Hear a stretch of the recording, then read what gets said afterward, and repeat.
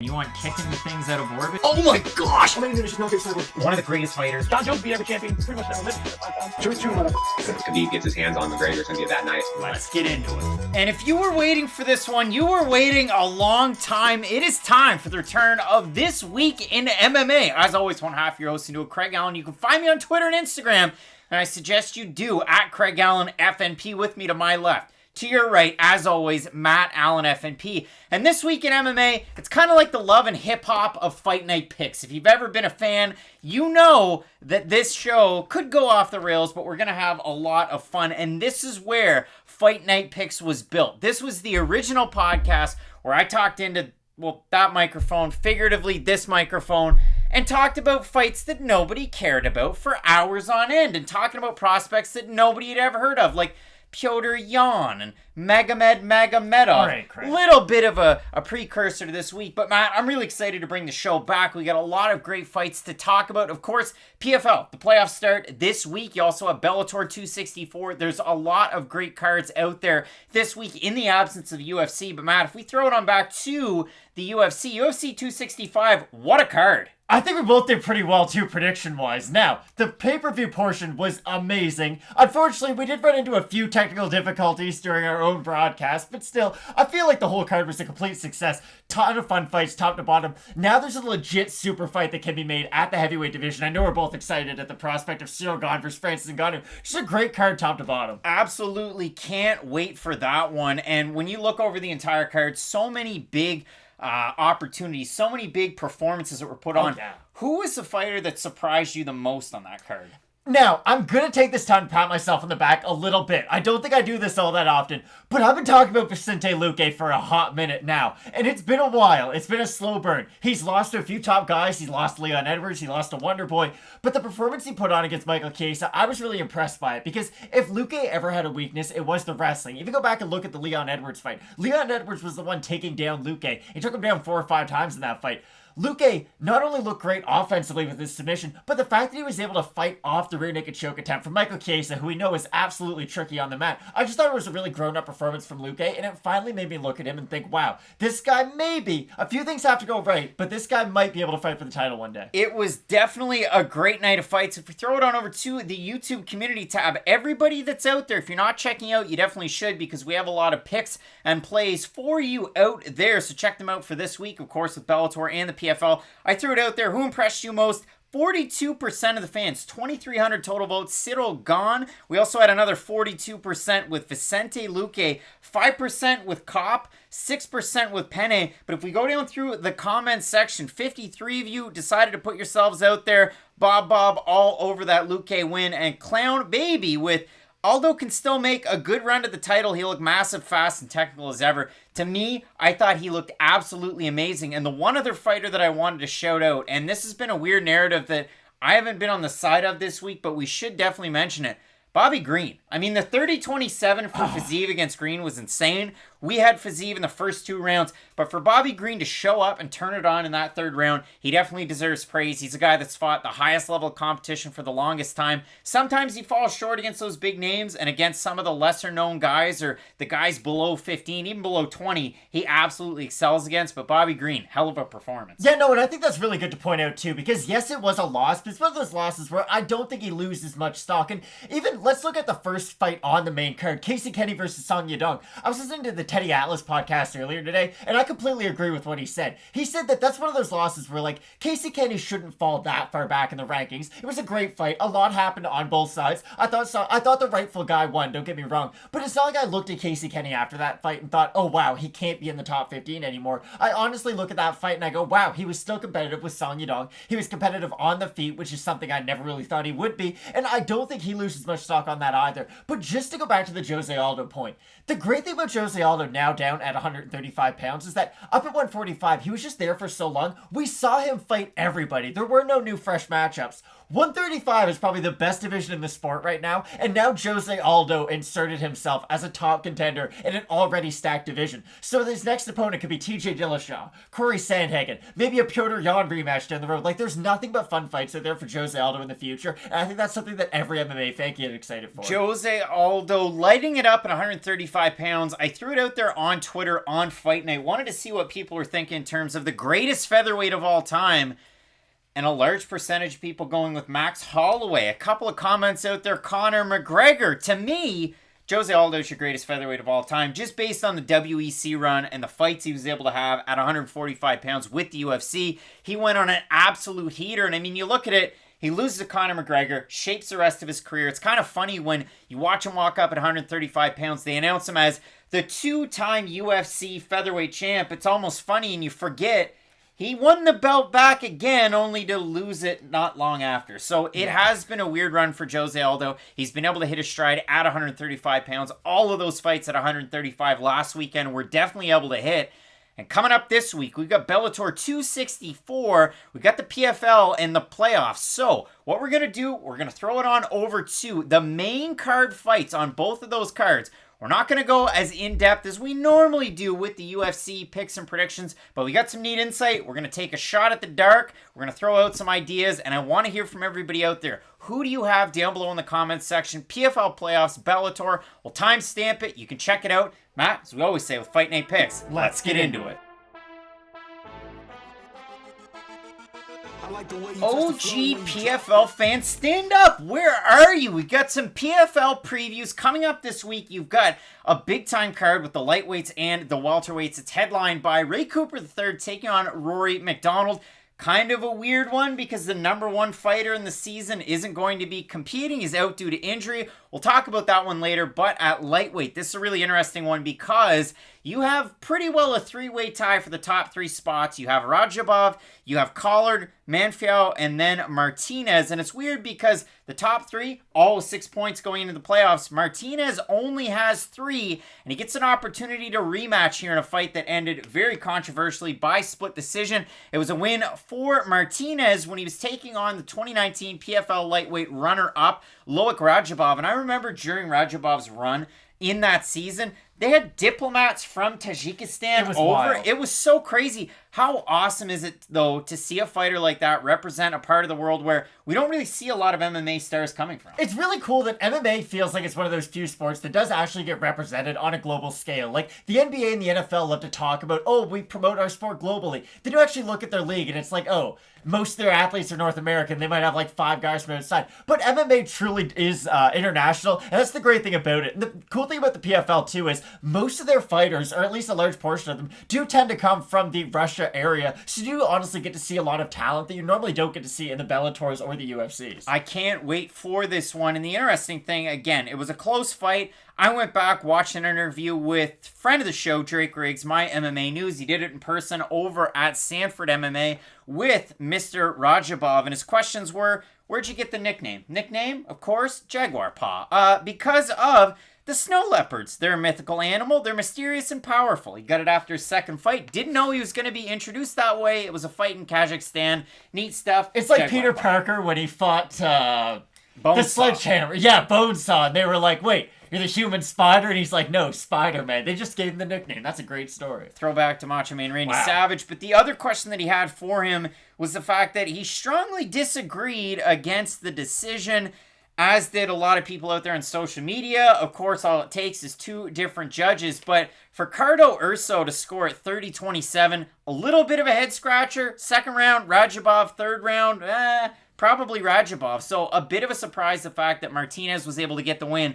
And for Canadian MMA fans, you might know Alex Martinez quite well. He's actually represents Paraguay, but also Canada, fighting out of Grand Prairie, Alberta. And listen, before he got the short notice call up to take on Loik Radzhabov, because originally it was supposed to be Johnny Case, yikes, but he gets a short notice call up, and I read an interview that he had with Everything GP, Everything Grand Prairie. And in the article, he said he was going in an RV trip across Western Canada with his wife, and then all of a sudden got the phone call. And apparently, he was on a short list to get the call, maybe to the UFC or Dana White's Contender Series, so he had to kind of stay fit and ready to get ready for it. I wanted to shout out his gyms, Champions Gym, as well as Gladiators Martial Arts, both of those in Grand Prairie. But the interesting thing that I found about him is the fact that he's trained full-time for this one out of Vegas. He's been at Syndicate with John Wood.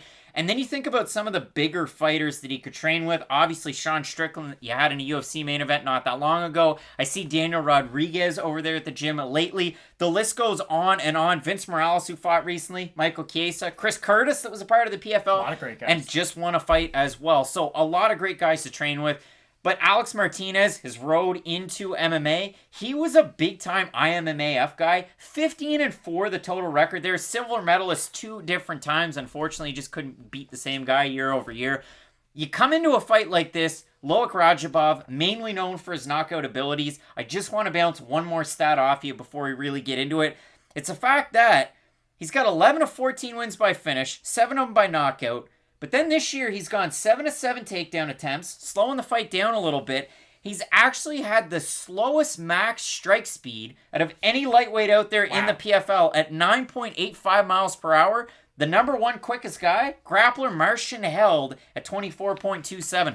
I found all that weird because we've seen a little bit more of a progression out of Loik Radzhabov at 30 years old, training out of Sanford. And we've seen Alex Martinez also take that jump. So this is an interesting fight to me. I can't wait to see what you're thinking here. I actually like the cardio of Radzhabov, and it is kind of surprising because you brought it up. A lot of his wins are by finish, but if you even go back and watch their first fight, he is starting to come back as it goes on. And the weird thing about Martinez is that he's not in, and I know I bring this guy up probably way too much, I don't look at him like a Marvin Vettori of his way to strike into the clinch. With Radzhabov, he can at least do it a little bit better. That part of his game is more developed, and I honestly see that being a huge factor in this fight. With Radzhabov, you bring up a lot of the training partners that Martinez has. Radzhabov trains at Sanford MMA. It is known for nothing but top-tier training partners, and I do like him in this rematch. Although their first fight was extremely close, no matter who you scored it for, there was some controversy, but it was one of those fights where if you're outraged either way, then it's kind of ridiculous because it was such a close fight the first time around. Very close fight for Alex Martinez. He lost his last time out by split decision to the former 2-time champ Natan Schultz, who beat Loik Radzhabov in the finals in 2019. I can't wait for it. This is one where I've had a little bit of a hard time. The odds, Loik Radzhabov minus 190 it open. He's a minus 161 favorite now. The odds have shaved off a little bit in favor of Martinez. Open a plus 160 is plus 133. Topology votes. Surprise to us as they are to you. And 364 total votes. 71% Radzhabov, 81% by decision. For the 29% that have Martinez, 79% by decision. Usually rematches favor the guy that won the fight the first time, and these guys fought not that long ago, but it was so controversial. That's what makes it weird. Yeah, for sure. Again, I still think Radzhabov's going to be the one who's making who's going to be making the most of the improvements in this one, and I do like the progression of his game since the original. I like Loik Radzhabov as well. I think he's got a great opportunity to fight either Manfio or Collard, so you're going to want to stick around for that video. Both of us going with Tajikistan's own Loik Radzhabov, your number 1 seed in the PFL playoffs to get the win. I can't wait for this fight. Let us know down below in the comments section who you have in this one and what you make of all the PFL content. Keep it locked in with Fight Night Picks, as we always say. Let's get into it. Number 2 and 3 seeded lightweights going at it this week on Friday at PFL playoffs. We have Cassius Clay Collard, Triple C as he's known, taking on Raush Manfio. And Matt, I can't wait for this fight because for Clay Collard, his brother just had an MMA fight on my birthday, and he won that fight. So congrats to the Collard household. But for Clay Collard, he made us look like absolute donkeys when we picked against him. And we both had Anthony Pettis to get the win in that fight. And Clay Collard looked pretty good. And then it ended up, he had a split decision win in his next time out against Jolinton Luderbach. Crazy thing is, both of these guys fought the same guys and they both beat them, so now they fight here. It's weird because in this fight, you have that set of circumstances. Your other lightweight fight is a rematch that you had earlier on in the season. And somewhere at home, Alex Gilpin is laughing because he doesn't have to fight Lance Palmer for like a 4th or 5th time. But Matt, when we look at this fight for Clay Collard, he had a chance to sit down with our own JHK MMA to talk about the fight coming up and the style that Raush Manfio possesses. So let's flip it on over to JHK and hear a little bit from Clay Collard. Yeah, I was talking to somebody about this matchup, and they were describing this as like Friday the 13th versus Halloween. You know what I mean? Like, you guys both go forward. A lot of violence is going to happen. Someone might get cut. There's going to be blood. You know, what do you think of that prospect of a fight like that? Man, that's the whole reason I do this. I'm a brawler, man. If you wanna stand in front of me and fight toe to toe, man, there's not many people that do. They start to, and then they realize nope, and then they start backing up and running. So if he wants to come out and start slugging, man, and make it that kind of a fight, that's where that's where I live, breathe, and die. So. If he wants to bring that, I'm ready, man. Let's throw blows. I've been training hard. I got a couple new tricks in the bag for him. That people haven't seen. I wish we could throw elbows. It's too bad. It's too bad. I think I would have done a lot more damage on Luderbach when I was on bottom if I could throw elbows. But I don't know. We'll work with what we got, and I'm just gonna look for that shot, try to hurt him, and go to work and put him away. That would be ideal. Let's get him out of there. Move on, focus on that next fight. But right now he's in front of me, so. So overall, if you look at this fight in general, Clay Collard, he has that UFC experience. He fought Max Holloway. He's then fought Anthony Pettis. A little bit of commonality there. He had a wild 2020 in terms of boxing, kind of parlayed it in 2021, hit the skids a little bit at the end, which I think has made it a little bit easier to transition more full-time into MMA for Collard. The thing you have to watch out for him, it's his pressure and his boxing, and you see that a lot in his fights. Same thing with Raush Manfio. And Matt, the last thing I have here, he's fought a really good level of competition, maybe not always beat them. Maybe he's on the Ultimate Fighter Season 4 Brazil, lost to Glaico França. So pretty good fighter there, but also his other losses, big guys. You got Matt Frivola, Sydney Outlaw, 7 of his wins by finish. You like to see that one. And he's a guy that had a long time between fights. His last loss to Outlaw, almost 3 years, where he was willing, he said this to Guilherme Cruz of MMA Fighting, to fight for free in those 3 years. Sounded like Jeff Munson. Wow. What do you make of this one? I don't know if you ever want to sound like Jeff Munson, but this is the thing. You can't bring up the level of competition of Raush without bringing it up for Clay Collard. Like, Clay Collard has obviously fought the better guys. The weird thing is, Clay Collard might be the most weathered and seasoned 28-year-old vet ever. Like, he's been in there for a long time. He's fought a lot of good guys across sports, too. And that's the weird thing with Clay Collard. He not only has a lot of high-level MMA experience, but he does have that boxing experience, too. And I know the boxing doesn't always translate to MMA, but it's just in competition. And that really does matter. Just being active in somewhat of an athletic area really does matter. And the fact that he was getting rounds constantly and he was getting different looks does matter. The thing about Clay Collard, though, is his pressure does get him in trouble in MMA all the time. Like, his pressure was doing great against Anthony Pettis, but it also made him walk into like 4 flying knees against Anthony Pettis too. That's the thing with Clay Collard. The pressure is a bit of a double-edged sword, and with Clay Collard, it always feels like, okay, is he either going to get tired swinging 1,000 punches at his opponent, or is his opponent going to be able to land one really big shot on him? And yes, he has been able to weather some of those big shots, but even go back to the Pettis fight, he almost got knocked out after dropping Anthony Pettis twice in that fight, and he took a heck of a beating. Like, if Clay Collard's chin was half a point worse than it is, then he's probably out cold from some of those strikes.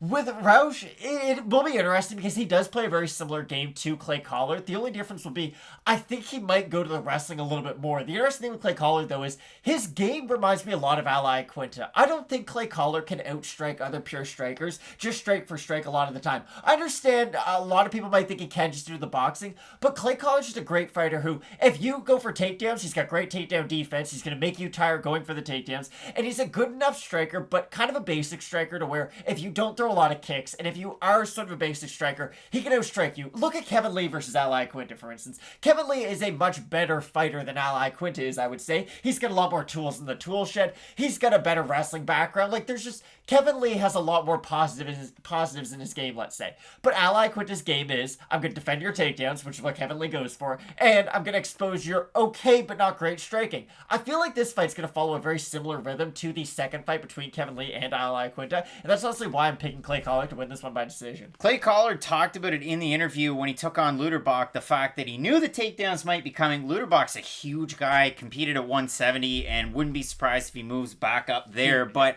he came in heavy for that fight, took him down, was able to hold him down a little bit. Collard was able to do some work. Again, if you look at it for Raush Manfio, split decision against Luderbach, split decision against Pettis. Both these guys with splits against the same opponents. But again, when you look at this one, you have American top team zone Manfio, who gets to train with Gleison Tebow, who's also on this card, as well as Barboza, Mateusz Gamrot. The career resurgence of Gleison Tebow. And if we want to talk about a great coach, credit where credit's due, Marcos D'Amata. This is a guy that you see week in and week out, really making in-game adjustments during the fight with a lot of his different fighters. If we have a look over at best fight odds, for the odds on this one, Matt, Clay Collard is the favorite. Open to -120, he's a -163 right now. Raush Manfio, open to +100, he's a +133. If we go over to Topology, total votes, not a lot. 386 of them, 86% going Collard, 79% have him to win by decision. 14% on Manfio, with 77% having him to win by decision. I think if you like this to go to decision, probably fairly likely. Clay Collard, pretty tough guy to put out of there. His last loss by finish was to Derek Minner. Over 2.5 years ago for Manfio, same thing, 3 years ago against Cindy Outlaw. He lost by decision, but that was his last loss. So, you're confident with Triple C here. I picked against him once before, and listen, I'm not going to claim to be some, like, Bellator aficionado, but from what I've seen... PFL. From PFL. But from what I've seen out of Clay Collard, I do really like. And again, I thought he was just kind of a boxer going into the PFL. They were trying to capitalize on his name as much as possible because of the boxing crossover. But no, he's completely proved me wrong, and he has looked pretty good over there. So I'm going to ever so slightly side with Cassius Clay Collard. I've got American top teams, Raush Manfio here. I think he's going to be able to mix it up enough, and that's what I like. Offensive takedowns, maybe mixes in a submission or two. Again, with the striking, Collard's going to have a definite advantage there. And I really do like his cardio in this one, too. I might disagree a little bit here and there. I think Raush Manfio has a really good opportunity in this fight, especially he can put it on late as well. That's what makes it fun. These two guys meet in the middle. You get a Song Yadong, Casey Kenny type fight. Can't wait for it. Split on the pick. I've got Brazil's Manfio. You've got America's Clay Collard. Matt, can't wait for this fight and the rest of the PFL playoffs. You're not going to want to miss it. Keep locked in with Fight Night Picks, as we always say. Let's get into it. Some fights are just plain weird. And coming up this week, we have one of those fights. It is the ultimate clash of styles as Magomedkerimov looks to cash in that money in the bank, taking on Sadibou Sai. And Matt, this is one of those fights where, for Sadibou Sai, he's a guy that, coming out of Sweden, training with some of the best in the world, Oliver Enkamp among them, Bellator's finest. The best in You'll the love world, to see Oliver that. Enkamp. Who else? Carl Albrechtsen. I've seen him in some of the picks. Maybe Sadibou could have made a good move over to Bellator, but he didn't choose to. This is a guy with over 70 pro fights in Muay Thai and kickboxing. He was also on the Swedish Muay Thai and kickboxing national teams. He is one of the biggest guys at 170 pounds you're going to find in terms of reach, in terms of height, in terms of length, and in terms of striking. He is definitely a very good striker, and he's been around since, well, forever with the PFL. You look at his finish over David Michaud, a guy that made it a long way with Bellator, UFC, PFL, and in that fight, hits him once, wobbles him. That's pretty much it. Since that fight, though, he has a loss on his record to Gleicow France. He has a majority decision against Ray Cooper III. That counts for one of the ones over in his record. He also has an eye poke against Nikolai Alexiakin earlier on this season. And then he was able to beat Alexei Kunchenko. Now, Matt, you have a close fight against Ray Cooper III. You beat a decent wrestler in a guy like Kunchenko. You're taking on one of the best wrestlers and just grinders out there in the game in Magomedkerimov. This guy hasn't lost a fight in forever. This is going to be a tough night out for the Swede here. It really will be. And I watched quite a bit of Sadibou leading up to this because I wanted to see, hey, does he have a chance? And I've come to a conclusion, Craig. Not really. Like, he has a really nice striking game. He invests a lot in the leg kicks. He is somebody who does go to the leg and the body early. He invests in the type of attacks you would actually like to see him invest in when he does fight a wrestler. You know, you want to take away the front leg. You want to take some of that explosiveness from the wrestler so that they don't have that type of energy to take you down. The issue is that he does rely a lot on his kicks. And what are wrestlers really good at timing takedowns off of? Kicks. And for Magomed, and I do struggle with his last name. Magomedkerimov, there we go. I do feel like his game is just one of those games where it's the perfect opposite to Sadibou's. And it really sucks because for Magomed, he isn't afraid to get hit and keep on moving forward. And he does have a pretty high level of competition. A win, or a name that I probably A name that means too much to me on his record is that Bojan Velichkovic fight. I was a big fan of his when he was in the UFC, and I knew he had a bad loss to Darren Till, but I still thought, hey, that's a good fighter who, listen, he might not get ranked, or on his best day, he might only ever make it to 13th, but like, I thought that was a good win. And then he beat Ray Cooper III, and then he beat John Howard, and he kept on beating not only good names, but recognizable names that you kind of know from their time in the UFC, and guys who have made their name outside the UFC, and at a certain point, you were just kind of waiting for Magomed to make his way over to the UFC or Bellator, and that's kind of the position that I feel like we're in right now. You look at it for Magomedkerimov, his last loss was back in 2015 to the former one championship middleweight champ Vitaly Bigdash, and then you go up through his list. I mean, geez, we're talking big names. It was Herman Tirado, his first fight with the PFL, but then Velichkovic, Kusha, then Cooper, then Howard, Curtis, and then Curtis Millender, and he finished him by Ezekiel choke. That was ridiculous. I mean, Magomedkerimov is one of those guys. I know when the PFL came in, you weren't the biggest fan, and we can air that. Magomedkerimov isn't going to make a ton of endorsement money. Nike's not going to come to his store and say, hey, we want to put your highlight reel in our commercial. But he wins fights, and that's all that really matters at the end of the day. People aren't going to like it, but it is true. He is going to get great head position. He's going to get a lot of takedowns. You might kind of get up from it, and he's going to destroy your base and take you back down. It's not the most aesthetically pleasing fighter to watch, but until somebody can stop him from doing his game plan, then why would he ever divert from it? Make sure you check out his socials. He trains with some of the best guys in the world. For Magomedkerimov, open to -720 favorite. He's a -607 right now, best fight odds. For Sadibou C, opened up a +500. He's +414. Matt, if I had to guess what we have for votes over on 85%. I'm going to go with over 90%. Fair enough. And Matt, we have 321 total votes, 97% Magomedkerimov, 66% by submission. And the real story here is the fact that this fight was originally supposed to be Joao Zeferino's fight. He had 8 points in the season. He's out due to injury. So then they went with the 5th-ranked C, who had 4 points to take on Magomedkerimov, who had 5. And originally, you had Sadibou C, who was supposed to take on one Gleison Tibau. So unfortunate that we lose Tibau and C, because that would have been a good striker's paradise.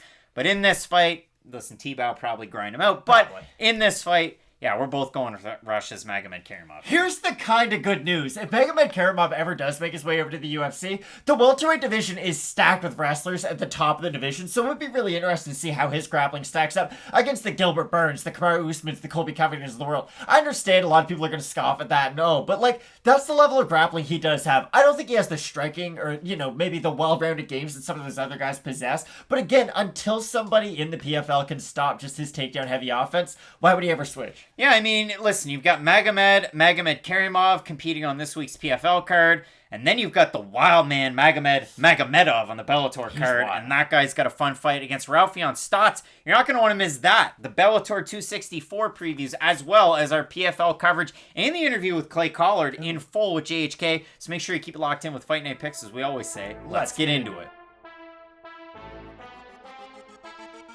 I like the way you touch the floor when you drop it. The champ is here!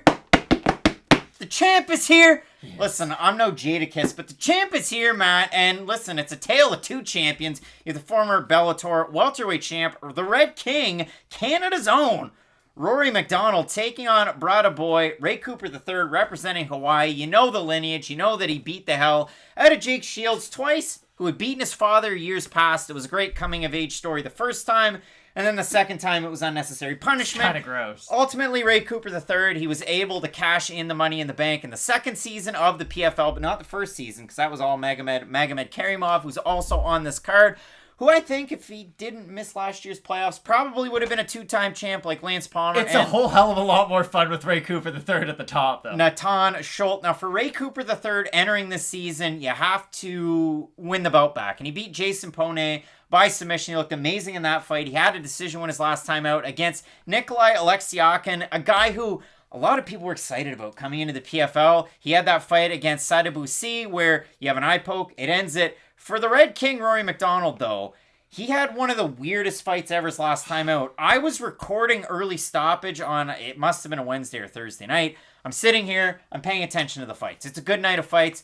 Oh, okay, John Franklin. All right, well, Gleison Tibau is coming out to fight Rory MacDonald. I'm going to half pay attention. So if my eyes list to the left, nobody worry about it. If it's an audio podcast only, nobody cares. So I'm watching this fight, and then all of a sudden I went, whoa, they made the wrong decision there. And it was just so weird, the fact that Gleison Tibau won that fight against Rory MacDonald, because for Rory, he loses to Douglas Lima, takes some time off, fights Curtis Millender, and then it was like, holy cow, Rory MacDonald found that instinct because he got a finish, and it was so quick, and he took Millender down, which is kind of the blueprint. But he was able to get a really great win. So for Rory MacDonald, he beats Curtis Millender in impressive fashion.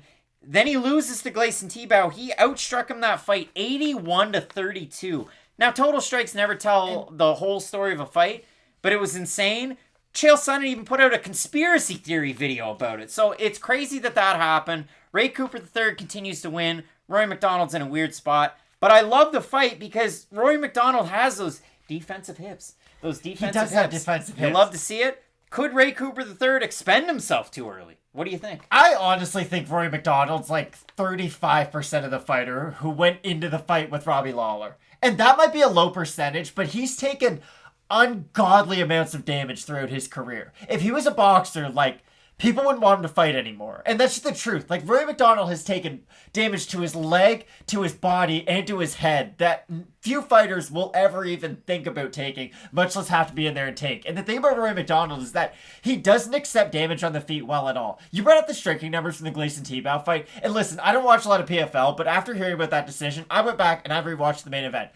Rory MacDonald, the majority of his strikes are in top position on the ground. On the feet, though, Gleison Tibau boxes up Rory MacDonald.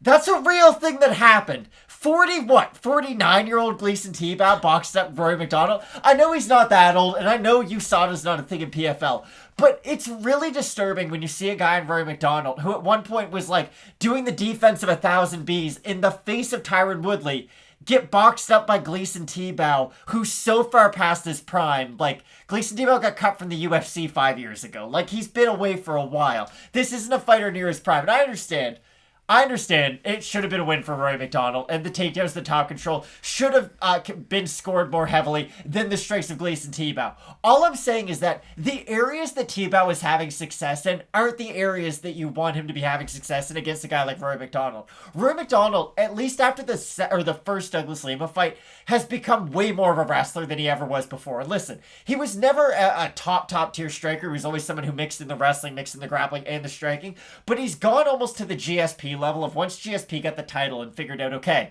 I can fight in a more defensive way and I'm just going to win a lot easier and not take any damage. The difference is that Rory MacDonald doesn't have the wrestling background or just the wrestling skills that GSP did, and he doesn't have the defensive striking that GSP had. The great thing about GSP was that he used his karate, to set up his wrestling, but also as a way to dart in and out of striking exchanges. My problem with Rory MacDonald is that he's kind of like Allen Iverson. Allen Iverson was really good until he was 29 years old, but once that athleticism went away a little bit, it's like, okay, well, you're undersized and you don't shoot that great. So now that you're not faster than everybody, you're kind of human. With Rory MacDonald, he was great when he was young and when he did have that athletic edge over a lot of guys, but he's got to this weird point where it's like his mental capacity might be at all time. He might know more about MMA today than he ever has. I just don't think athletically, with all the damage he's taken, his body can keep up with that anymore. And it sucks. Like, if he was able to go on one of those TRTV tour things, and let's say he could kind of reverse the aging process, and physically, he could be the fighter he was back at 25, but he had the MMA knowledge of today, then he should probably be able to walk through PFL. It's just the fact that you're getting outboxed by guys like Gleison Tibau, and now you're probably going to have to resort to wrestling against Ray Cooper, who's gotten better at wrestling recently. I really look at this as being like, okay, Rory MacDonald's going to have to eat quite a few strikes from Ray Cooper. I don't think he accepts damage all that well anymore, and I never thought these words would come out of my mouth, but I honestly think Ray Cooper III is going to beat Rory MacDonald. This is really weird because we saw Rory MacDonald when he fought Gegard Mousasi. It wasn't working on the feet. It wasn't working on the feet. Desperation ankle pick. End of the fight, Gegard Mousasi. In the second round, too. And that was the real thing. Desperation's fine if it's like the fourth round and you begin beat up. If it's like a Max Holloway, Calvin Kattar type of a fight and you're Calvin Kattar just throwing spinning elbows, then it makes sense. And I agree 100%.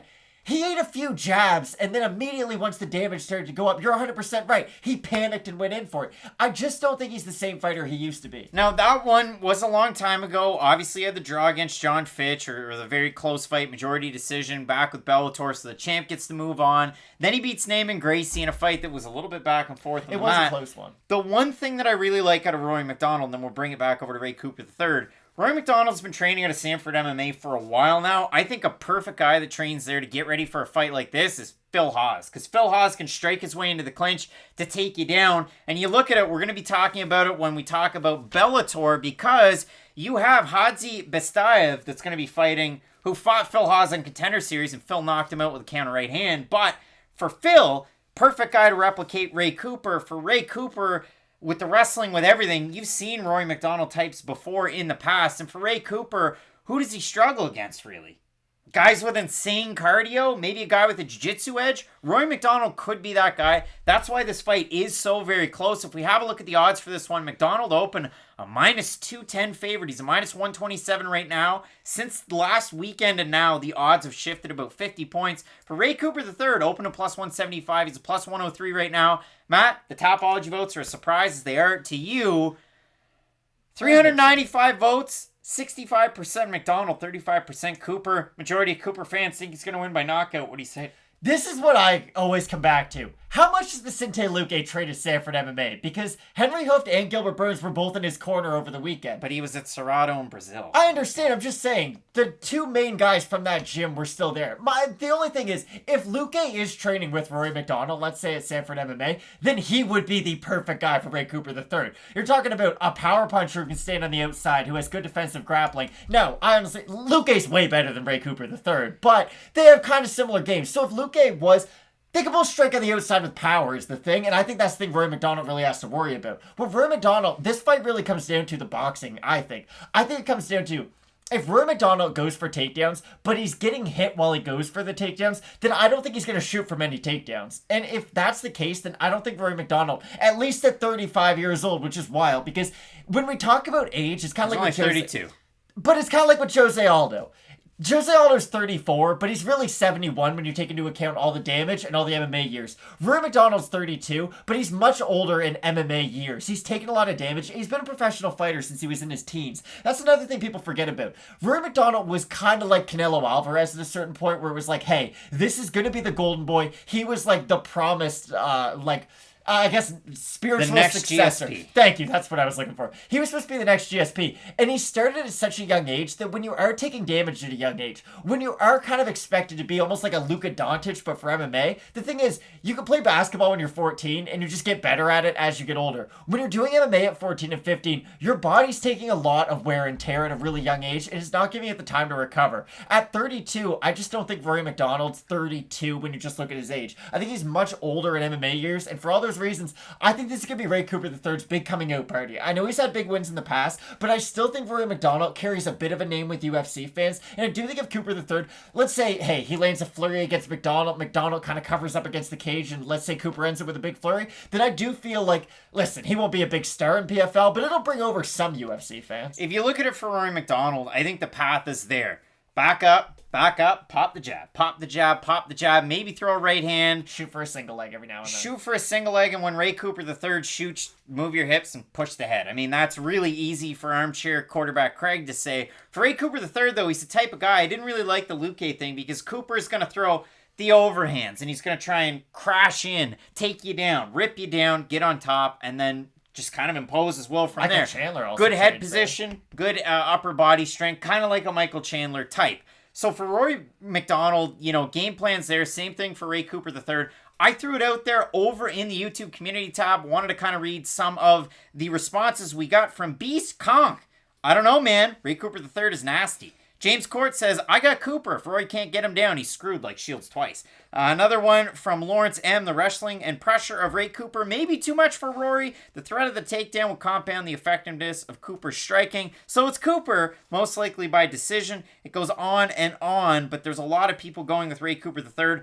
I have a tricky one with it. Akash Deep has Rory, so he's here every single week. Hey, shouts to you on the western tip of Canada, where Rory MacDonald is from. Yes. But for Rory, in 2006, he fought Jordan Meehan when they were teenagers, and they were both supposed to be stars. This is what I mean. I love Jordan Meehan, but his fight against Jason Jackson made me sad, because he just ate a lot of shots from distance. Yeah. Hopefully, for Rory MacDonald, maybe he's able to regain some of that glory. He gets a win over Ray Cooper III, and he fights either Sadibou C or Magomedkerimov, but I also have Ray Cooper III as the underdog in this one. Now, don't take all of our picks for law. this is having fun with the PFL, but I do think Cooper III has a good opportunity in this fight.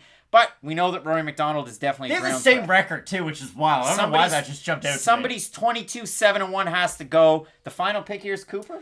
It is, ever so slightly. Again, Rory MacDonald, if this is 2015 Rory MacDonald, then he would win this fight 10 times out of 10. I don't think it would be competitive. If that was the guy who fought the Tyron Woodleys of the world, the Jake Ellenbergers of the world, the Tarek Safadines in Halifax, Nova Scotia, then yeah, that guy would probably blow the doors off Ray Cooper. It's not the same fighter anymore. He is a little bit past his prime, even though he is only 32. I just don't think it's the same fighter that we were dealing with pre-Robbie Lawler fight, or even pre-first Douglas Lima fight. I just think those fights took a lot out of him. I know he won the first Douglas Lima fight, but that was another fight where he took so much damage in that even if you look at him afterwards, he fought in a more defensive way. I like Ray Cooper in this one. 9 inches of reach and 5 inches of height for Rory MacDonald, but Ray Cooper III. Often the smaller guy, and 22 times he's won, 7 times he's lost, and he has a draw in there too. But Matt, both of us going with Hawaii's own Ray Cooper III. Let us know down below in the comments section who you have in this fight and what your thoughts are on the PFL playoff structure. Can't wait for the season to kick off. This one, the playoff version, starts on Friday. You're not going to want to miss that, as well as our Bellator 264 previews. So keep it locked in with Fight Night Picks, as we always say. Let's get into it. Attention listeners across the galaxy, all the way from Australia to H-Town, do we have a pube problem? They said that, not me. If so, our friends at Manscaped have cleared you for takeoff with their 4th generation and brand new Lawnmower 4.0. Kick your pubes to the next planet. Mars, I guess. You want to kick it there? Venus? You going to Mercury? With the brand new Performance Package 4.0, the orbits in your pants will feel like you're in zero gravity when you use the best tools for the job. From the leaders in male grooming, join the over 2 million men worldwide who trust Manscaped and get their rocket ready for takeoff by going to Manscaped.com with promo code FNP. You're going to get 20% off and free shipping. Matt, they're talking about balls in orbit, and listen, this is one of those brands that we've been lucky enough to work with for the past, what has it been, 6 months? We're going to work with them another 3 more months of Manscaped. You guys have been great in supporting our sponsor, and we absolutely love them. And Matt, they're asking for a funny ball trimming story. Listen, I shot the videos for the last couple of FNP promos where I brought this on the road. And it's been absolutely great. I talk about it all the time. The 1, 2, 3 travel lock, boom, boom, boom. And then all you have to do, 1, 2, 3. Oh, it's going down. And then all of a sudden, there we go. We have it. So it's worked absolutely great.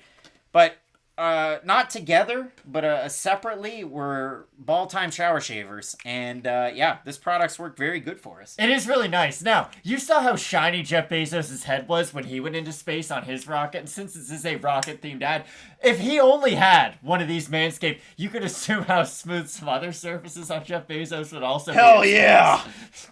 Hell yeah! I mean, just a guy just ripping promos for space. So ultimately, get ready for an out-of-world experience, fellas. If so, look no further than Performance Package 4.0. You're going to get that shed. It's a great toiletry bag that goes along with you. It also comes with the Manscaped boxers. And listen, abort your hairy balls and Buzz Lightyear and that Woody with Manscaped. And Matt, the last thing that I want to share with the people, because they know this little ditty comes with the Weed Whacker. And if you've ever heard about the Weed Whacker, it's also waterproof like the Lawnmower 4.0. It uses a 9,000 RPM motor-powered 360-degree rotary dual-blade system. The nose and ear hair trimmer provides proprietary skin-safe technology which helps prevent nicks, snags, and tugs in those delicate holes. And if you're me, you light that sucker up on camera to prove that it actually works, because I really have a nose hair problem. So Matt, if the people also have nose hair problems, they can check them out, get 20% off and free shipping with code FNP at manscaped.com. That's 20% off and free shipping with code FNP at manscaped.com for a clean trinity and beyond. Your space balls will thank you, and we will thank you as well. Make sure you help out the sponsor, helps out the boys. We get some great videos coming up. You're not going to want to miss them, so keep locked in with Fight Night Picks, as we always say. Let's get into it. Big time fight coming up this weekend at Bellator 264. This one at middleweight, we have Savage Ty Gwerder taking on Khadzhimurat, Bestaev, and if you want to have fun with it, like the Robin Black drop that I have now, his friends call him Khadzi. And Matt, for Khadzhimurat Bestaev, this is a guy that last competed on Dana White's Contender Series 2020, about a year ago, and got cold cocked by Phil Hawes into oblivion. It was bad. And now he's coming back. And for Bestaev, he's one of those guys, you look at his record, 10-4, every single win a finish, 5 by knockout, 5 by submission. Maybe not the hottest level of competition. He beat Robert Allensworth, who was 1-8. He beat Eric Smith, who was 4-3. Both of those with Gladiator Challenge. I've read some differing reviews of Gladiator Challenge out there on the internet today to get ready for some of these fights. But he's a guy that moved to the States when he was a youngish man. He came from a spot in the world where there was fighting and he wanted just to be a soccer player. And now he ends up here. Wow. He's got a big opportunity taking on the man himself, Ty Gwerder. Nickname is Savage. He lost his last fight against Dalton Rasta. A lot of fun to go back and watch that one. I know I watched that one live as it happened. And in that fight, Ty Gwerder from his southpaw stance just went for too many head kicks, and you can't go for that many head kicks. He's a guy that trains out of Extreme Couture, and apparently in my searchings and lurkings, I found out that he's been involved with 2 very important women in MMA. Apparently went out with Jessica Rose Clark at one point, and now he's going out with King Casey O'Neill. So pretty cool stuff for Ty Gwerder. Again, a guy that fights out of Extreme Couture. You're only going to get some of the biggest names to train with there. He's a guy that represents Hawaii proudly. You have a lot of Extreme Couture guys. 10th Island represent Dan Ige. Who else? Boston Solomon. I could go on for days. Those are just 2 off the top of my head. But Matt, we have an interesting fight here because for both of these guys, you're primarily going to see them strike. I know for Bestaev, I've seen him lock up some defensive submissions before. He gets submissions against not the greatest level of competition. And in his last fight against Phil Hawes, kept his hands low AF. That's the problem. With Khadzhimurat, he just has terrible striking defense. It's been a problem for him throughout his whole entire career. We talk about some fighters where they might get knocked out by a technique, and then they kind of fix that problem. Or, you'll see, like, their hands glued to their face the next fight. He never has that. Like, he's been stopped in the past. He'll get stopped again in the future. Because he does. He has slow feet, but also hands down. And that's not a very good combination to have. You can have your hands low if you have footwork like a Wonderboy Thompson or Sean O'Malley. But if you are kind of that stalking forward type of a style, unless you're like Fedor Emelianenko, it's really hard to get away with in MMA. And for Ty Gwerder, I know he didn't look great in his last fight, because you're right, he didn't just spam left high kicks like they were going in his style. But he does have a good variety of striking. He's not afraid to throw in combination, and he is a good fighter. I'm not going to say he's like Holly Holm with this, because Holly Holm only throws like 2 combinations, just spams them. But he's good at ending his combinations with kicks. He will throw like boom, boom, and then end with a kick. It is very Carlos Condit-y, but again, I don't really want to put Ty Gwerder in that Carlos Condit level of like, he's that good at throwing a combination. It's just something that he does do, and against lower level fighters like Khadzhimurat, I feel like it's going to be something he's going to be able to get away with consistently throughout this fight. This is a really tricky one because for Bestaev, he comes in here at 6'6" with 76 inches of reach at middleweight. He's going to be one of the longest middleweights you're going to find, and he throws good kicks. He'll throw a hook kick, question mark kick, like he throws a lot of weird techniques, training out of American Kickboxing Academy, and this is the big thing with Khadzhimurat Bestaev. His friends call him Khadzi. If you want to have fun, go on his Instagram because he's trained at some of the biggest gyms with some of the biggest fighters you've ever seen. I've seen him at King's MMA. I've seen him in Florida. I've seen him everywhere. I feel like he's one of those guys. He's a big body that can replicate a lot of different fighters. So again, if you like Bestaev in this fight, you probably really do like his variety of strikes, and you like him from range as well. He's one of those guys that likes to bait people in and then throw his own counters. Obviously, didn't work against him or for him against Phil Hawes. But again, I've seen him get taken down in the past where he's able to throw up a defensive submission. He's competent enough on the ground that he's not a wrestler. He is a striker, but he has some submission abilities in his back pocket. Against Ty Gwerder, it's going to be a tricky night in the office. If you have a look at the odds for this one, Gwerder open this is crazy. A plus 275. He's the biggest mover and shaker on the card. He's a minus 272 right now. If you look at it for Khadzi Bestaev, he opened up a minus 350. He's a plus 213 right now. Over on Topology, total votes for this one, 535 total votes, 77% Gwerder, 74% by knockout. I think Ty Gwerder's going to win this one. Maybe Bestaev's able to hit him with a counter. I think Gwerder's got the pressure.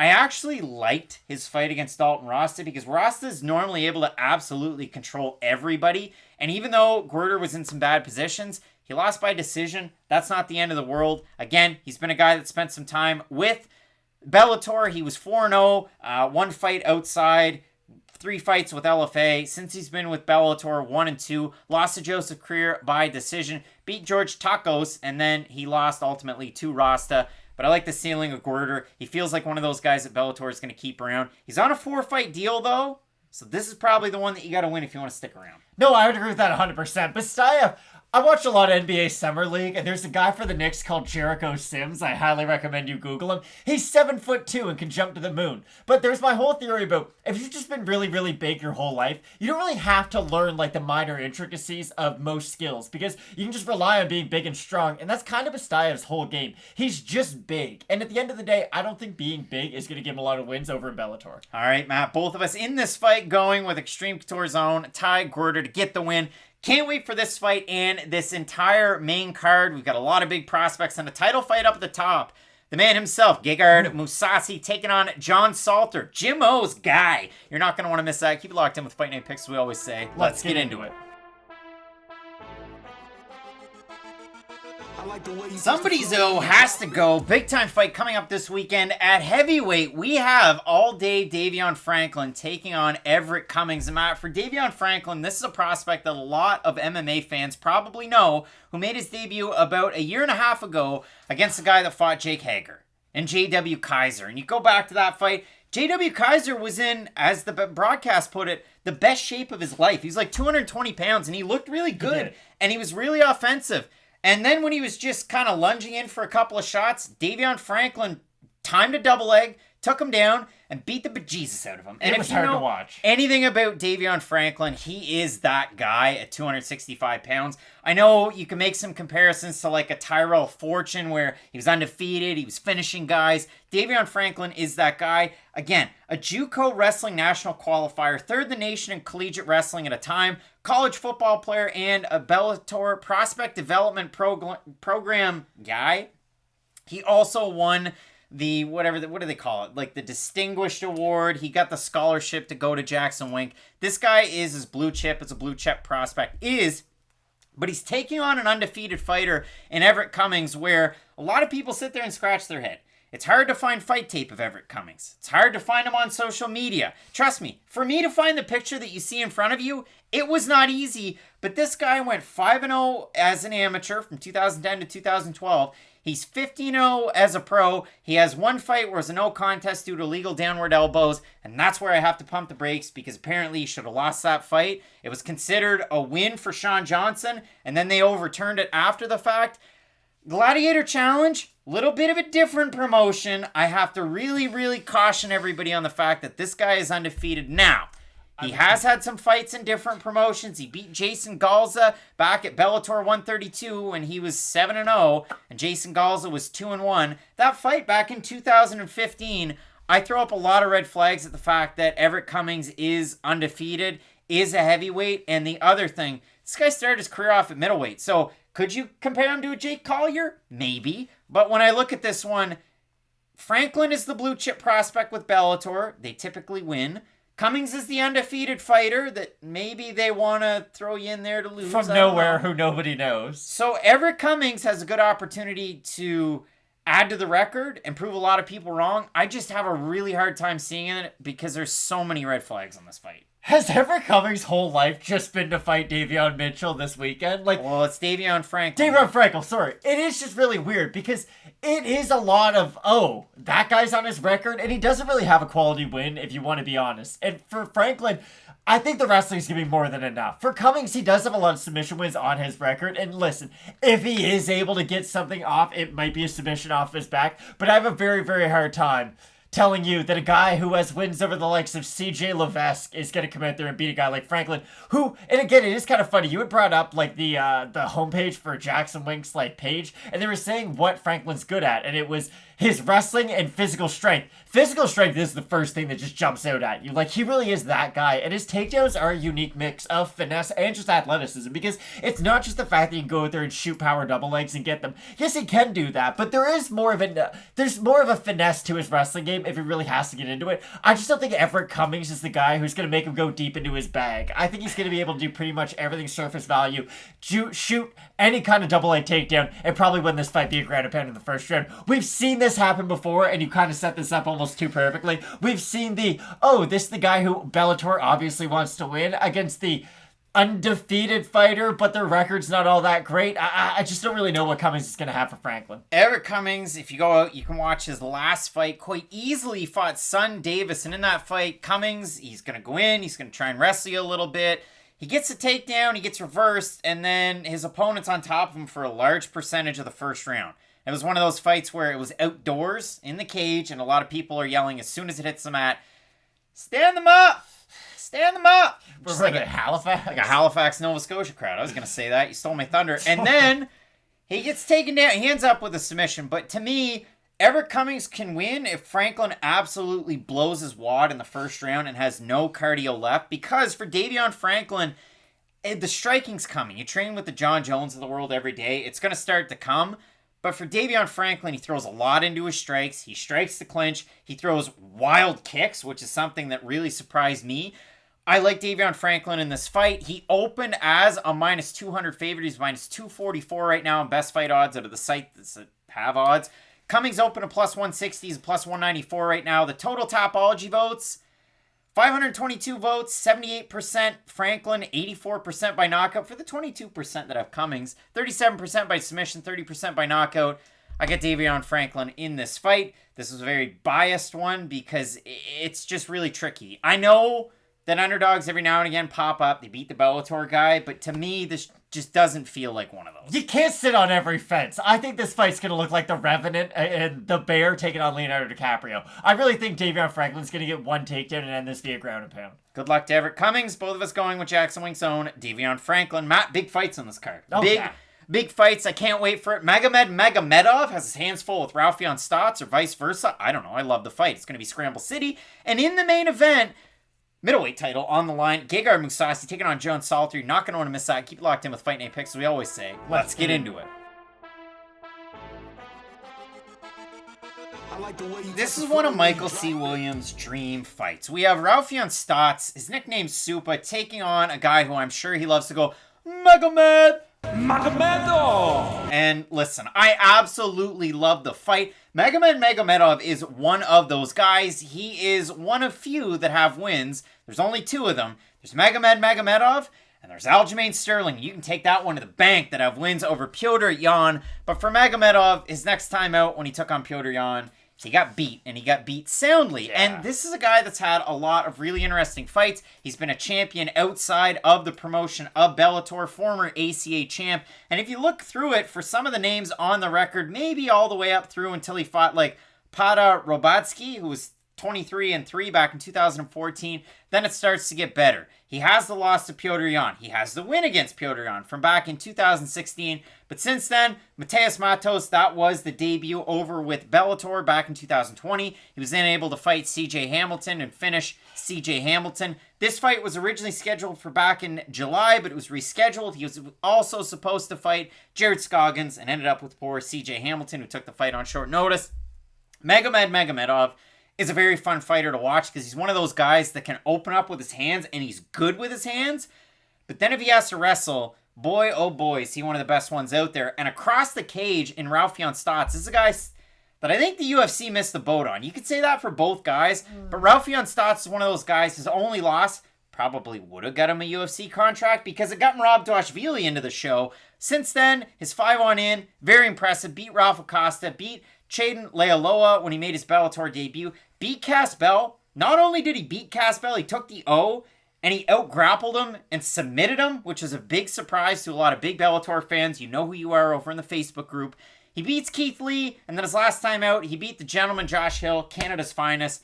I love this fight because it should be Scramble City. If it's striking, though, Magomedov's going to have a little bit of an advantage because Stots normally, it's big strikes into the clinch. But I love this fight on paper. This one's a great one. Oh, this is a phenomenal fight. But I do agree with what you have to say about Raufeon Stots. He's not a bad striker, but I don't love his striking game. He isn't that weird mixture of I don't have a lot of power and I don't have a lot of volume. He's good defensively, don't get me wrong, but he does lead a lot with his power shots, and it does leave him open. And Now, with him, I just want to cut you off. He does train with your current Bellator bantamweight champ, and that's what has to make this fight weird because it feels like the winner of this one, you're probably setting yourself up for a title shot, and I doubt he wants to fight Sergio. Well, this is the thing. When I think of Rufus-sport fighters nowadays, Paul Felder's basically retired. I never really think about Anthony Pettis. I think about Raufeon Stots and Gerald Meerschaert, of all the people, when I think about Rufus Sports. Those are the two first guys who come to mind.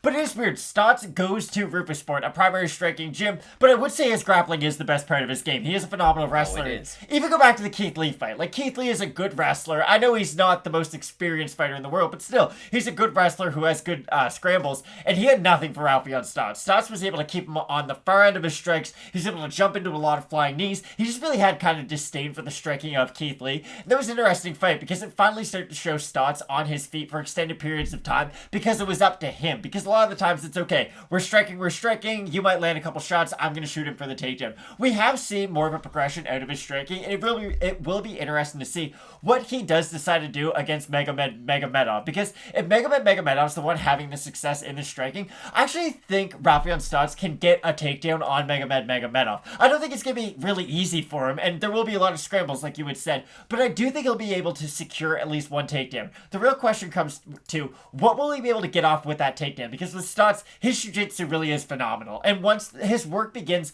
once the takedown itself has been completed, even though he is such a phenomenal wrestler, you really have to take his jiu-jitsu seriously. And for Magomedov, defensively, he's so good. I wonder if we will just get a lot of them canceling each other out in the clinch. I think this fight will be phenomenal, but there is one part of me where it's like, okay, they're both so good at scrambling, they're both so good at wrestling, they both have really good cardio. Could we just see these guys wrestling kind of cancel each other out against the cage? I think there's an opportunity for that, but honestly, I do like the game of Magomedov a little bit more than Stots. I feel like he's just got the more developed MMA game out of the two. Stots is good at wrestling, he's good at jiu-jitsu, and he's good at striking, don't get me wrong, but Magomedov has all the in-betweens that you also look for. He's got the striking into the clinch, he's got the, oh, my opponent's starting to get up, I won't let them fully get up to their feet, I'll break their base back down. It's just all those in-betweens that you can really appreciate, and those are all the things that you really only get from experience against the highest level guys, and I do think Magomedov has the strength of schedule edge between these two. Normally, when I make comparisons of great guys to train with for fights like this, for Raufeon Stots, he has Sergio Pettis to work with for this fight. Raufeon Stots, I talked about it. I still think Corey Sandhagen beat TJ Dillashaw, but Raufeon Stots having him to train with for Sandhagen, perfect guy to get ready for a guy like Dillashaw, and we made it known in that Sandhagen UFC video. For Magomedkerimov, he's a ride or die with a lot of guys from Russia. The main guy that he has to train with is Zabit Magomedsharipov, and you see those guys featured prominently. For Zabit, I think it's more learning the finesse and some of the technique on some of those unorthodox strikes. Has he been training though much? Nah. I don't think he's been in the gym for a while though, Craig. I think he might have actually been. But to get ready for some of his fights and to gain that little bit of insight and that little bit of knowledge, I think a guy like Zabit, especially where we saw Zabit's brother having his first fight with Bellator just a few weeks ago. I agree 100%. There's a lot of great guys to have to get ready for fights. I think just having that knowledge, that voice in your ear of a guy like Zabit to kind of learn those intricacies. Because again, the wrestling and the grappling, maybe they cancel each other out. If I have a guy like that in my head of, oh, okay, this is a strike you need to throw. Switch your stance. Throw the spinning back fist or the back kick. Whatever it might be. You like to hear that. Don't necessarily love the odds in this fight. Magomedov open to -300. He's -488 right now. Raufeon Stots open to +240. He's +353. If we have a look at the Topology votes, I'm scrolling down. It's new to us and it's new to you. Holy crow. 648 total votes, 91% Magomedov, 77% by decision. For the 9% that have Stots, 84% by decision. I'm not going to pick the underdog, as tempted as I am, but the chalk on this one scares me, and I'm surprised that many fans have Stots to win. Again, I like Magomedov in the in-between, just like Stranger Things, so I like Magomedov in this fight, but I'm one of those people, I wouldn't be surprised. I wouldn't have him as my FanDuel MVP. I wouldn't be surprised if Stots was able to do something crazy in this one. I'm going with Magomedov, but I'm just surprised by everything here.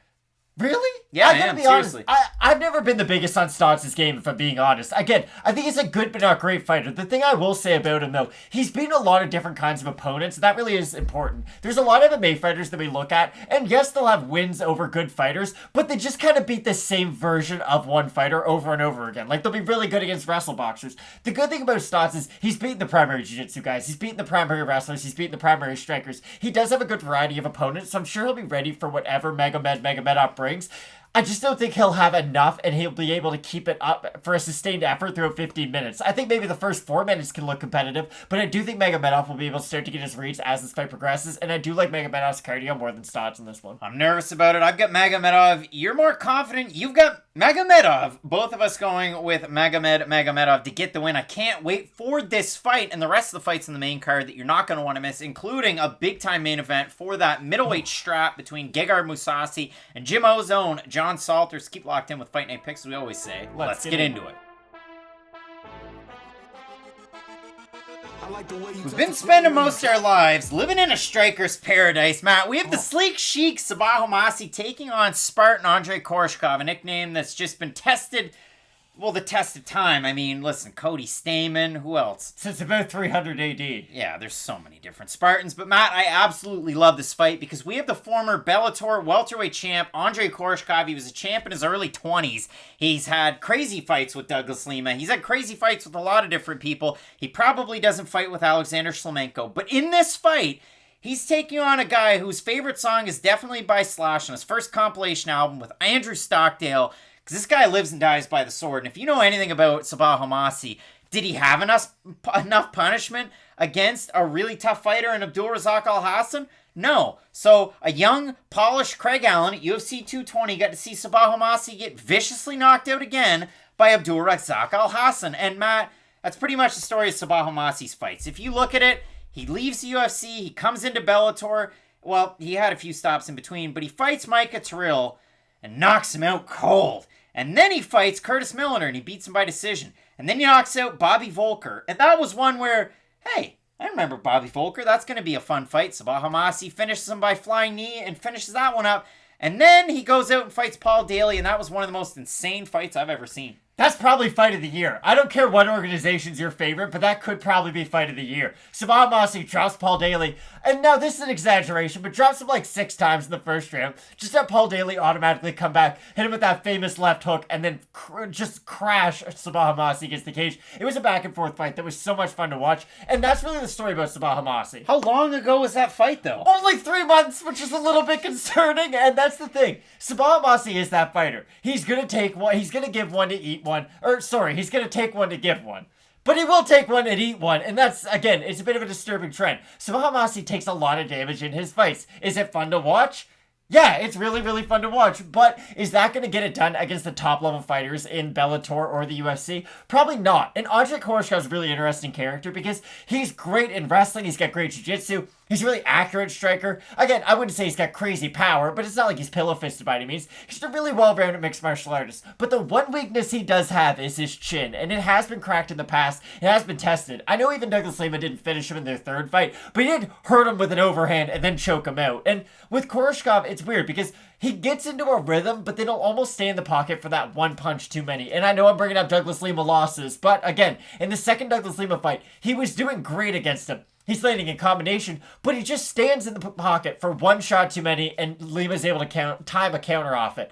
Sabah Homasi could do that, but other than that one area, I really don't think Sabah Homasi can go out there and technically strike with a guy like Koreshkov. Koreshkov's really good at striking backwards and forwards. He does have phenomenal footwork. Again, I don't think Koreshkov is a top guy in the division anymore per se, but I still think he's going to be able to beat the Sabah Homasis of the world. Personally, I'd love to see Koreshkov fight like Michael Venom Page. I know Michael Venom Page only fights Pizza Men and then Douglas Lima every now and then, but it would be really nice to see Koreshkov in there with just some other top guys in the division. I just don't think Sabah Homasi at this stage, with that quick turnaround after the Paul Daly fight, I don't think this is the best fight for him. I think Sabah Homasi honestly could get to a Bellator title shot if they did sort of market him the right way, give him the proper matchups on his way up, maybe let him fight David Rickles about 6 times, but I do think that there's a way for Sabah Homasi to get to a title shot. I just don't think it's through a guy like Andrey Koreshkov, who has the accuracy and the volume to pretty much meet whatever striking Sabah Homasi brings to him. You want to have fun? Yes. Go down through Andrey Koreshkov's record. I mean, his first big win was probably who? Derek Cranston ended up in the UFC, beat Marius Aramskis when Marius was doing it, beat Lyman Good to win the belt, then he lost it to Ben Askren, then he beat Nishan Burrell, Douglas Lima, Benson Henderson, then he lost to Douglas Lima. Then he beat, this is insane, and I'm not going to go on a tangent, but it upsets me. Chidi Njokuani beats him. Chidi Njokuani should not be on Dana White's Contender Series against a good fighter who's 12-1, but Chidi Njokuani's the guy that, hey, geez, a fight fell out at welterweight, a fight fell out at middleweight. Let's call Chidi up. He shouldn't have to fight on Contender Series. That's my bone to pick. Probably going to win. But you look at it, finished him in the first round, finished poor old Vaso Bakasevich. who's got just a list of names on his resume, but finished him. That was a fight in Rome at Bellator 203. Bogusevich looked terrified, though. Yeah, he didn't look great, but a spinning back kick nonetheless. Loses to Lima, where back and forth, but he gets rocked, and then he gets finished on the mat. Beats Mike Jasper in a fight that probably shouldn't have happened.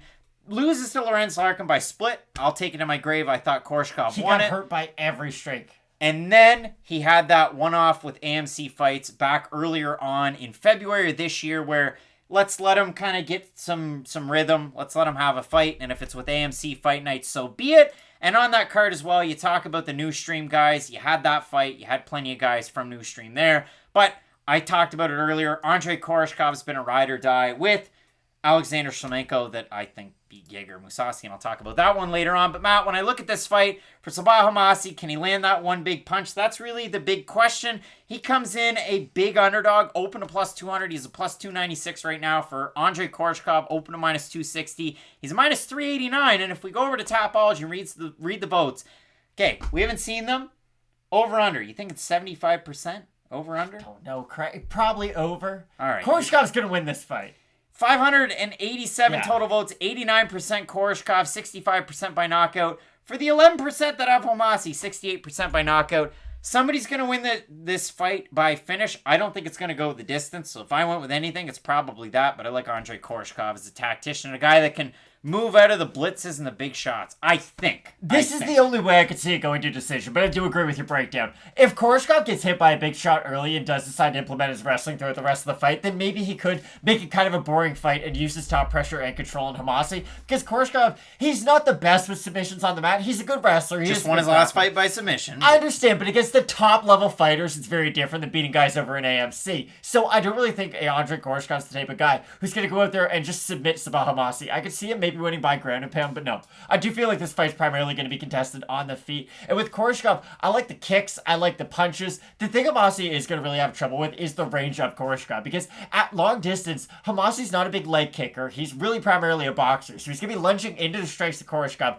Koreshkov's a really, really accurate striker. Moving backwards, it might even look kind of like McGregor against Aldo when Aldo lunged in and McGregor just hit him moving backwards. Koreshkov does have similar strikes in his repertoire, and Homasi does lead with his chin kind of like that, so I would not be surprised whatsoever if Koreshkov was able to end this one via knockout. Was February when AMC stocks were getting pumped by Reddit? Was that back then? I think there's still something going on with that. Different AMC. He wasn't fighting in a movie theater. Can confirm. But Matt, we got a big time fight coming up this weekend. Both of us going with the former champ, Andrey Koreshkov, to get the win over Sabah Homasi. But hey, you let us know down below in the comments section who you have in this fight.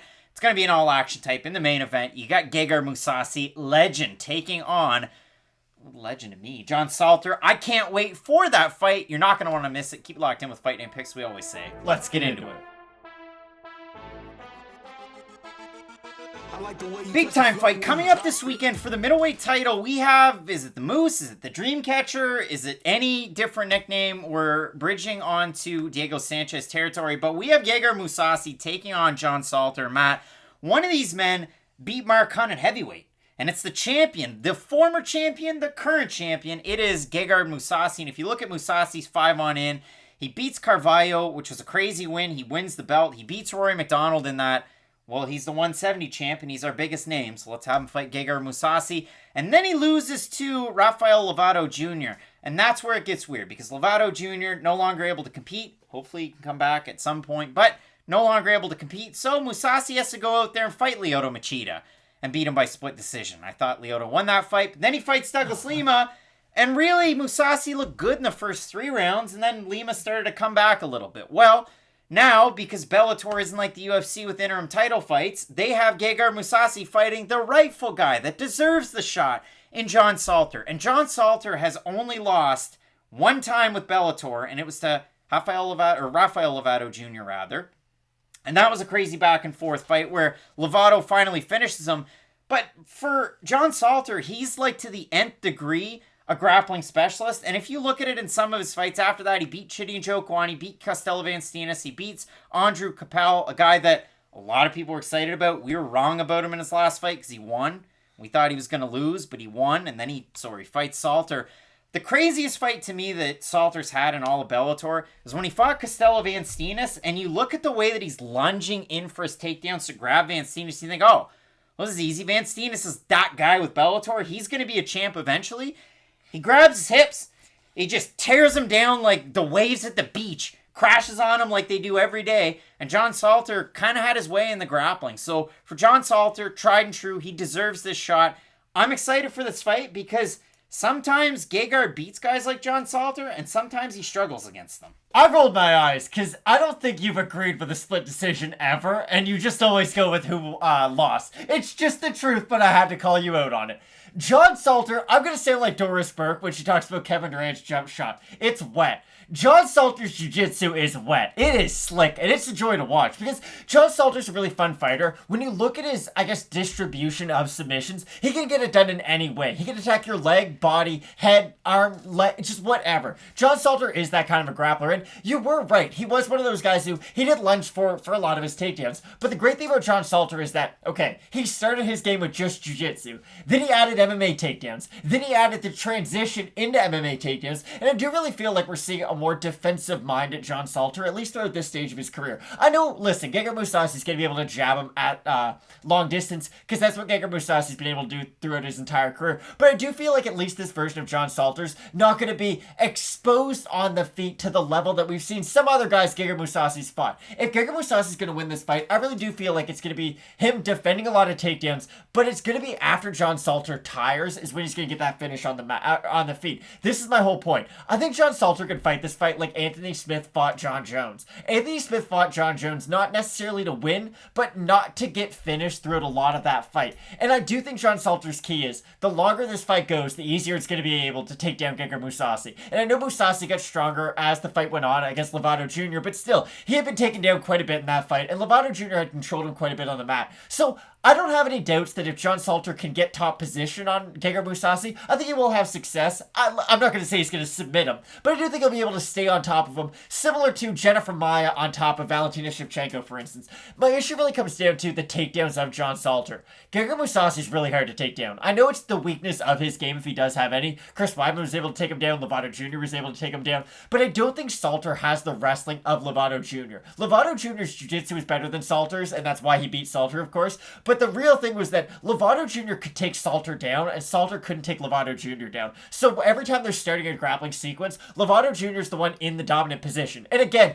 I know Rafa Lovato Jr., is arguably the best jiu-jitsu practitioner to ever go into MMA, so maybe it wouldn't have mattered no matter what his wrestling was. But again, that was really the key in that fight. So for me, John Salter's not a great striker. You are right. But again, I do feel like defensively he can at least stay somewhat sound enough so that Gegard Mousasi will be able to get off to a lead early on in this fight. But I honestly don't think we're going to see one of those fights where it's like, wow, John Salter's getting exposed early on. I do think we're going to see a lot of takedown attempts from him, and it might not look pretty, but I think Gegard Mousasi, if he can get past that first 2 rounds, I don't think Salter's going to have the explosiveness to take down a guy like Gegard Mousasi. We threw this one out there in the YouTube community tab, so I want to bring this one up. We threw it right out before we taped these one. Only 5 responses. Mr. Face says, Money Mousasi all day, baby. You have an easy win for Geg.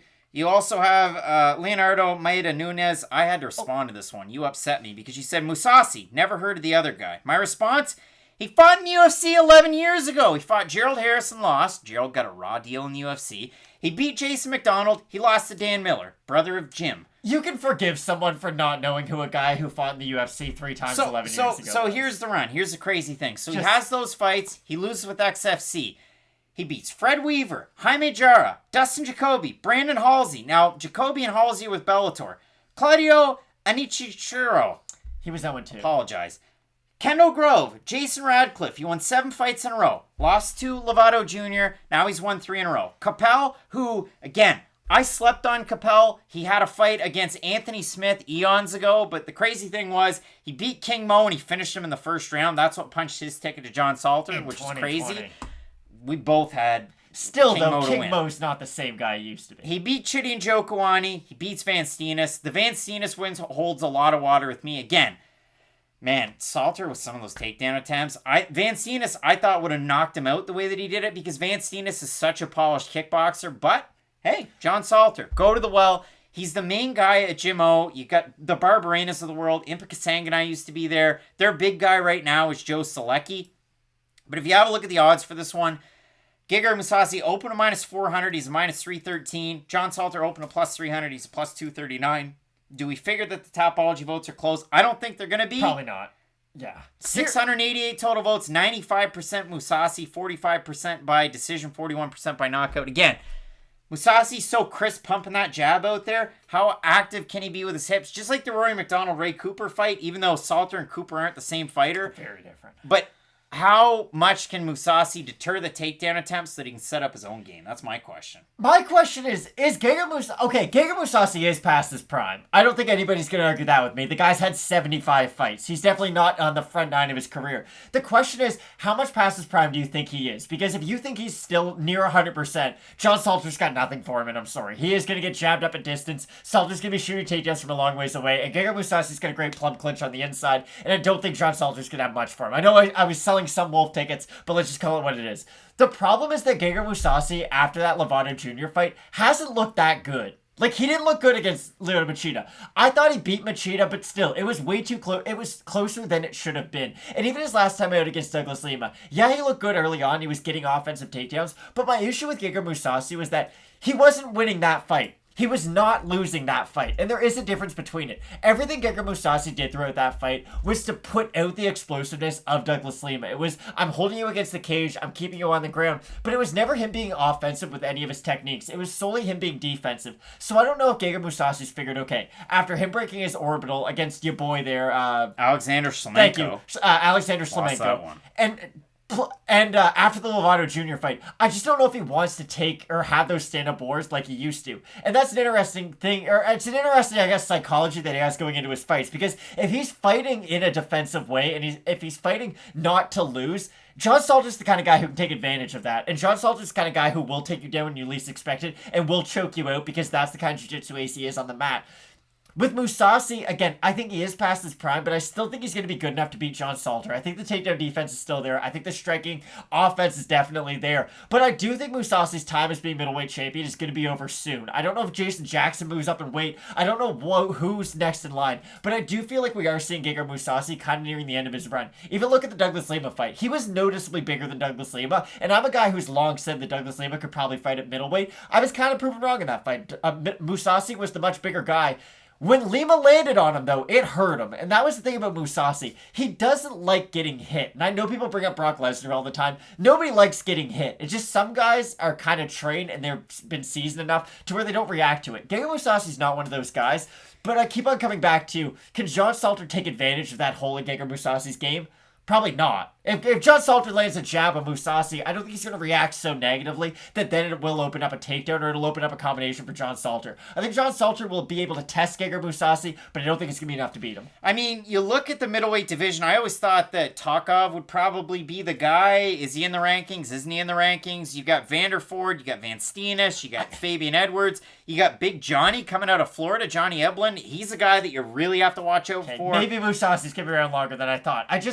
I don't think we're seeing Gegard Mousasi at the peak of his powers anymore. I really don't. And I do think that the Lovato Jr. fight started to show some of the holes in his game. Because going into that fight, Lovato Jr. is a good wrestler and good at jiu-jitsu. But like Gegard Mousasi's been around and he's fought guys like that before and beaten guys like that before. We're starting to see Gegard Mousasi think when he fights, I think. And I do think that's the big key. Where Gegard Mousasi's flowing, you were bringing up all of his nicknames before. Gegard Mousasi to me is the underground king. Because he's fought all over the place. In the UFC, he never really got the shine. Dream champ. Strikeforce champ. Exactly. He's been around and he's done that. And I do feel like we're seeing him. He's not flowing as much as in his fights. It's okay. It's, I think, then I strike. I think, then I wrestle. And I think that once you start doing that, you're starting to slow down. It's kind of like Tyron Woodley in the later stage of his career. The difference is that Mousasi hasn't been able to fight the guys who've been able to take advantage of that yet. And unfortunately, I don't think Salter's going to be that guy, but I do think that person's coming soon. If Salter wins, it's probably, I could see it being by finish. Boom, again, yeah, by submission, he gets the back.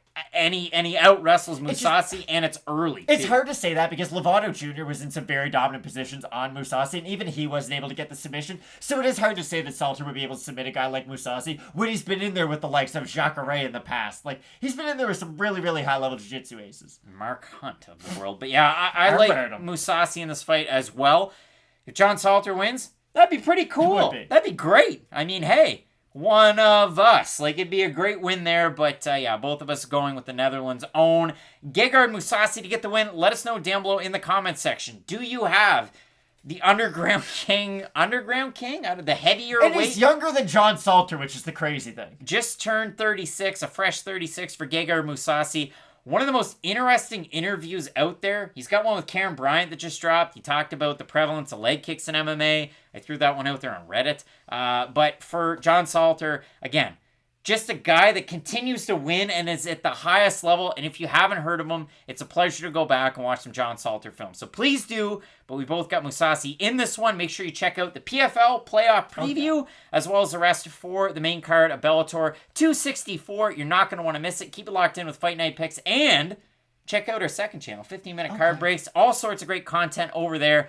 Again, keep it locked in with Fight Night Picks. As we always say, let's get into it.